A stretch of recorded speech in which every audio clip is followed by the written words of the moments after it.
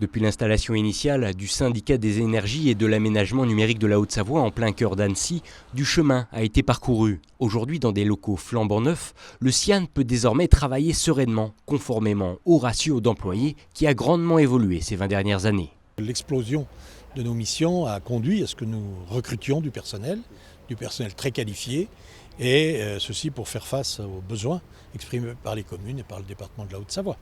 Donc nous avons là aujourd'hui, par bonheur, un bâtiment qui est tout à fait adapté en surface et en organisation intérieure. Nous devons être exemplaires, donc on a en particulier des panneaux solaires sur le haut. On a également mis en place des systèmes qui nous évitent d'avoir à consommer de l'énergie pour la climatisation. Donc on a des systèmes d'aération qui rendent l'exploitation des locaux tout à fait confortable.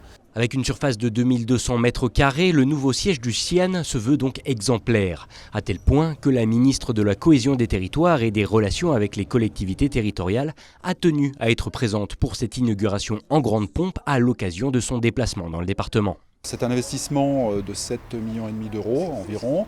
Alors il faut savoir quand même que le syndicat avait déjà le projet dans ses anciens locaux de rénover. C'était une nécessité. Les locaux avaient déjà une trentaine d'années.